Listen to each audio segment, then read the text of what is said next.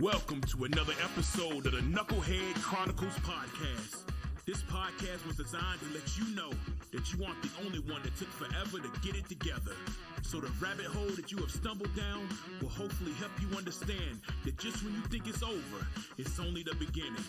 Just because you were dealt a bad hand doesn't mean you have to keep it. Welcome to the Knucklehead Chronicles podcast.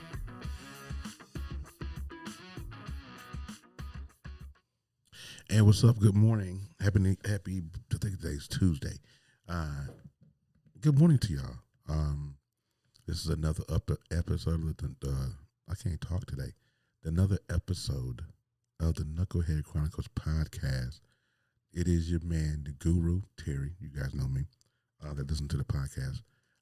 Thank you for joining me for another episode. Now, we're gonna get into another episode here because I want to talk about, because in my last episode, before we get into that, let me do my thing. I need for everyone that's listening to this, go to bs3tvlive.com. Go to their website. I want you to subscribe to that particular channel if you have a Roku device in your home. On Sundays, me, Kevin Peoples, Ernest Harris, and Quinn Stewart, we go live on that network at 2:30 Central Standard Time every single Sunday. You guys check that out. Our live shows, we just got back together, so we did our premiere episode, and then it was Mother's Day, and now this is episode 2 of the live show. We're going to talk about some interesting topics. We're going to talk about Casey and Vicky White. We're going to talk about a bunch of other things coming up. What's current. Roe v. Wade is a big one that's going to be a discussion, and we're going to get into it. So make sure you join us. It's a little bit different than what I do on the Origin series, because the Origin series is my story. The live panel is everybody else, with everybody else. So we're going to get into that. So here we go, y'all. We're going to get into Idaho Year 2. Well, I kind of gave you all of Idaho in Year 1, right? Which is, maybe I shouldn't have done that. Maybe I should have waited and give it to you in bits and pieces. But I can go back and cover up holes that I'm sure that I've messed up and not talked about. Now, I'm going to tell you how stupid I am before I get into this thing. I'm just going to tell you how stupid I was. You know, as men, you never know what level of stupid you're on until you realize you're on that level of stupid. So, now I'm going to flash you guys back all the way to 2016. Because 2016. And before me and Melissa even came out to Idaho, all right, we'll flash you all the way back. I know, it's almost 6 years removed, but we're gonna flash you all the way back to 2016. Me and Melissa were dating. We were dating long distance though, right? So she was in Illinois. She was living with her mother. I was in North Carolina, living in a hotel. Slumming it pretty good. I mean, I had a job, all that. And at this particular moment, this time, I had a pretty okay social media presence. I was on an app called Periscope. I don't think Facebook Live had went live yet. There was rumblings of it though, I think back in 2016. But Periscope, which was owned by Twitter, for those of you guys that are millennials and new heads. I'm sorry, not millennials, but the new generation folk probably don't know what Periscope was. But Periscope was owned by Twitter, and I met a whole bunch of people on Periscope. And I used to do some shows. Some people say I had a very seductive voice. I listen to myself every time I do a live. I don't hear it, but some women do. So I had a lot of fans, and this is before, like I say, Melissa and I decided to be together like permanently with the Idaho trip, the Idaho move. And so I had a lot of fans, and one fan in particular, she lived in Jersey, and she thought that I was going to come and visit her, and that was the plan. That was the plan. The plan was to, if I could be honest, that was the plan. The plan was to, see what it was with Melissa, and then go and visit this young lady and see what it was. You know what I'm saying? However, though, Melissa came, that was it. Once Melissa came into the game, it was all over. However, I still kept the memory alive of this young lady. You know what I'm saying? I kept that 1 foot, and I tell you, when we start doing that, you guys, we have to, which brings me to my first point. We have to learn how to absolutely slam doors in our life. We leave those bad boys cracked. You give the enemy the opportunity to sneak back in or get back in. So I did not close this door, and it was because I didn't want to close it. If I could be honest, it wasn't that I had some kind of mental block that kept me from closing it. It wasn't that if I could be real, it was the fact that the fact that I wanted to keep it open. I was interested. I was curious. You know what I'm saying? In this moment in my life, I had no idea what I was doing, man. I was kind of just going with the flow. I was going with what felt good in the moment. And Melissa was just at that time, she was my savior. She didn't know it, and I didn't know it either. But either way, I kept communication with this young lady, right? No way I shouldn't have, but I did, right? But I'm gonna speak my truth. I can't speak it in present tense because that's no longer the case. I can speak it what it was then, and I kept communication with her. So now, this is before she got married, because she got married too. You know what I'm saying? But this is later, and I was, at this point in time, I had already left the casino. So if you remember the last episode, I told you guys I was working at a casino, and I was a blackjack dealer and a pit boss. So I got released from that particular job in Nevada, and my next job after that was moving furniture for this moving company called Ford Moving Company out in Twin Falls. Shout out to Mallory and Miss McClymonds and Steve Schmidtcall. So me and Steve and another young man went on a job up in the mountains of Idaho. This is where Bruce Willis lives. We was out that way, in the high red district. We were doing a move for a young man. And at this time, at this portion of the game, there's an app called Glide. I'm not even sure if Glide's still around. But Glide was one of those messaging apps, kind of like, I can't think of the name of the app now, but if you guys remember Glide was the one that introduced defacing messaging, to people. And so I was on Glide, she was on Glide, right? So I had Glide on my phone, and then I had an iPad, so I had Glide on my iPad. Now, when I went on this job, we were 3.5 hours out from where I live. So we were way out there, and I'm chatting with this young lady via Glide. Right? I hope you guys see where this is going. I was chatting with this young lady via Glide, and I was saying stuff like, I shouldn't have came out here, with Melissa. I should have, I just came to see her first, this and that and the third, right? So then all these kind of crazy messages. And what I didn't realize until later was that my Glide login was linked to my iPad. So I had my phone with me, and my iPad was linked to the Glide too.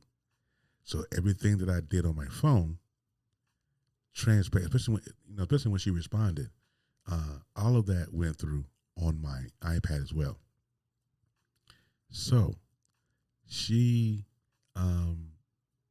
retrieved and heard every single message that I sent this young lady via Glide on my iPad.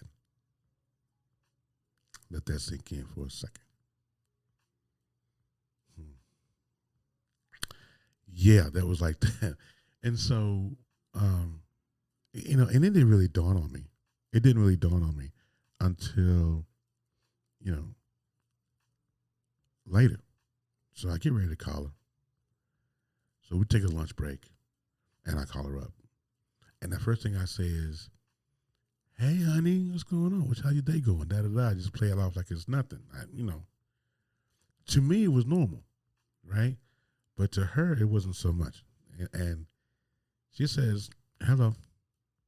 And I knew right away. Sometimes when you're used to hearing "Hey, babe," or "What's up, love," or whatever, and then it goes from that to "Hello," it's trouble, right? Guys, that's my second point. Listen to me. If something changes, if the rules change in the middle of the game, you better believe it. You better be able to recognize it, right? If she has responded to you in such a way for this long, for a while, and then she starts responding in a whole different direction, you need to check it. If there's any kind of change, I'm gonna need for y'all to go ahead on and take a look into it. I didn't, and I almost lost my wife. Well, she wasn't my wife then. We wasn't married then, but I almost lost her.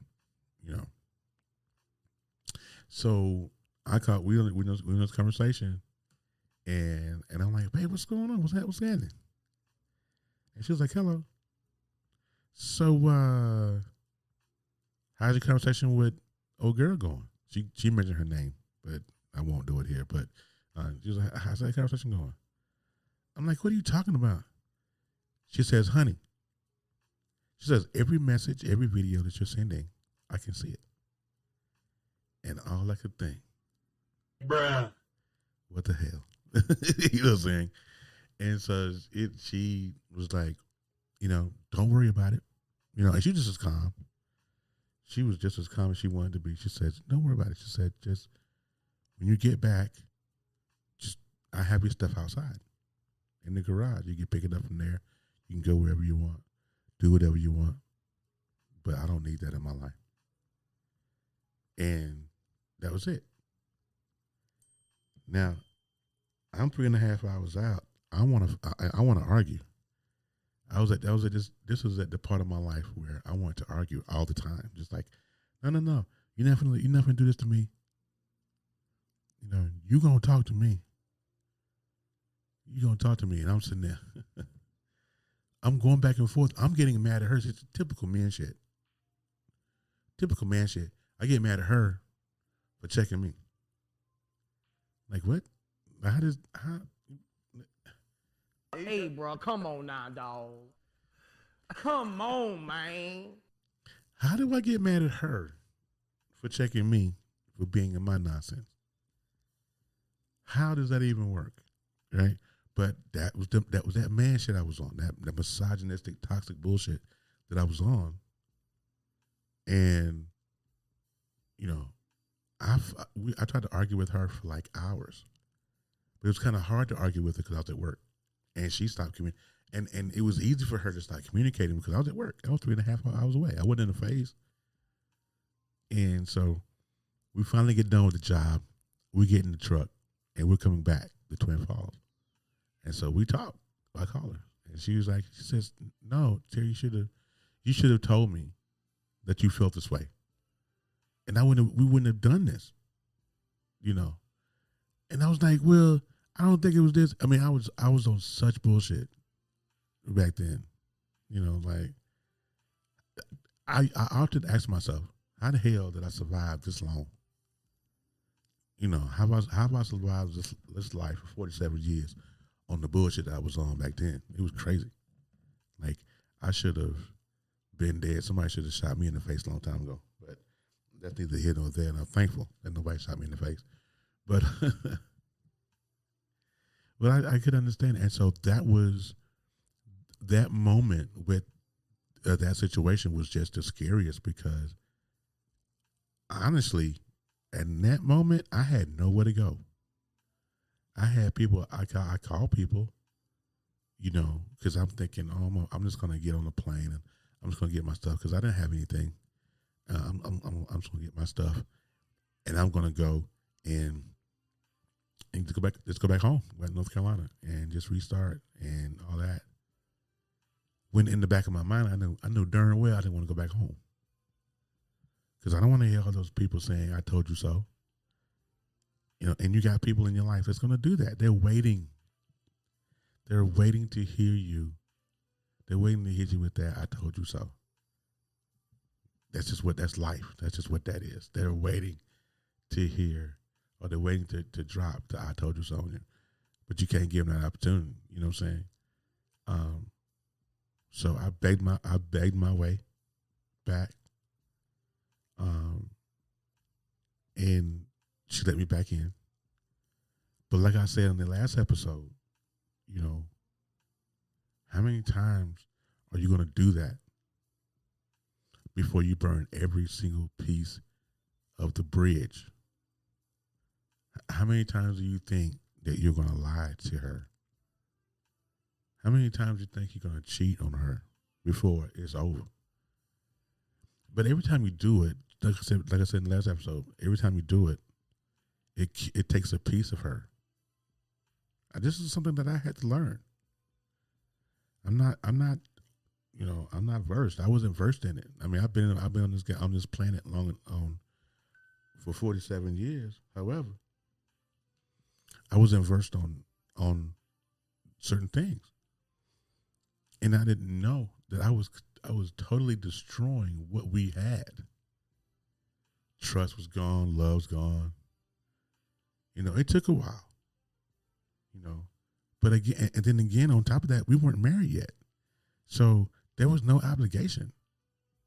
Both of us could have dipped on each other. But I believe that there wasn't, nobody dipped on each other. Nobody dipped on each other because of Theyre Jr. I really believe that. And I don't know. I think that's more so me than her. I think she is very strong woman, and she's very innovative. I mean, inquisitive. If she wants to do something, she's headstrong. She can make it happen. Don't need a man for that. But all this stuff, I had to learn it. And so that was the first major incident. That was just like, you stupid. Like, you just stupid. Like, how you didn't know that the messages on the phone through the same app that's on your iPad was going to go through on the iPad. It's really stupid. That incident happened again, but that's neither here nor there. As I close this episode out, I just, I want people to understand that, you get one shot, man, sometimes two. And we have to learn how to make better choices. You can't call them mistakes. And I used to say that all the time. I used to be like, oh, baby, I made a mistake. No, wasn't a mistake. That was an all-the-way choice that I made in good conscience. But a lot of men won't admit that. They won't admit the fact that they made a bad choice. They won't admit that. They rather beat the dead horse of, oh, it was a mistake, babe. It was a mistake, babe. It doesn't work that way, fellas. It don't. But moving on, we got past it eventually. I got past it during that instantly. It took my wife a year, maybe two. And there's still times where she struggled with those past infidelities because I've done things to compact it and impound it. I've been a lot better. I've been a lot better and done a lot better. But it doesn't, it takes time of doing the right shit to outweigh the time of the bad shit, if that makes sense. So if I've been shitty for 4.5 years, I can't be good for 6 months and think it's gonna be okay. It's not. And so that's what we are. That's what the fuck we are.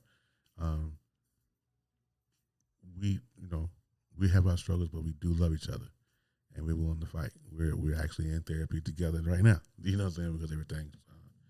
So she's the love of my life. I do anything in the world for her. She knows it.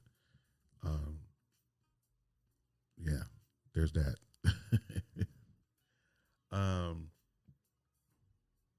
Yeah, but I think that's all I have on this episode. But Idaho, that whole experience, I can go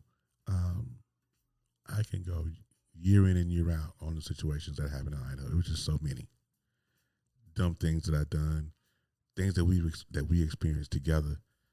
And maybe I might explore those in upcoming episodes. But Idaho was definitely a different experience, especially for me being black and living in a state that's predominantly white. That was interesting. My job was interesting. I met some interesting people. But maybe I think I'm going to explore the Idaho section of our relationship. But my message is plainly this: is that don't waste your time worrying about something that's not in your face. If that makes sense. Don't waste your time worrying about things that's not in your face. If it's a situation, if you're blind, if you're juggling two people, or if you're juggling two situations, you can't worry about what's not here. And you have to make a informed and educated decision before you make any moves. One thing about people, me, I'll speak on me. I don't know about everybody else, but I'll speak on me. I struggled because I just knew I had it figured out. When I ain't know jack crap about my life. I ain't know jack crap about me. I didn't know what made me happy. I didn't know what made me tick. I was just living. I was just living for the moment, in the moment. At some point, you have to come to some kind of self-awareness about you. And I didn't do that until it was too late, or almost too late. But I've been blessed. And she's, like I said, she's stuck by my side. I'm not sure how long. I'm not sure. Probably reluctantly, still by my side. Purely, I'm not saying it's purely out of obligation, but she's not obligated to me. Even though we are married now, there's no obligation there. If she wants to seek her king, I can't do nothing about that. But I have to understand at the same time that I caused every syllable, every inch, every heart palpitation of that situation. If I perpetuated that was me. And that's what I got to realize that I'm at that place to where I realize that. So don't let it get too far. Don't get too far before you do what needs to be done. Don't take it for granted. All right. We're going to explore Idaho. There's so many different stories. That's not the only. That's only the first one. There's so many different stories of Idaho. We'll get into.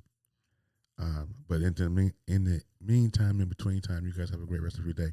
We'll see you on the next episode. Peace. Thank you for listening. I hope I didn't fry your brain too bad. Come back through and give me another chance. You can listen on all platforms and visit us at Knucklehead Chronicles Podcast.podbean.com. Until next time, in the words of the incomparable Jerry Springer, take care of yourself and each other.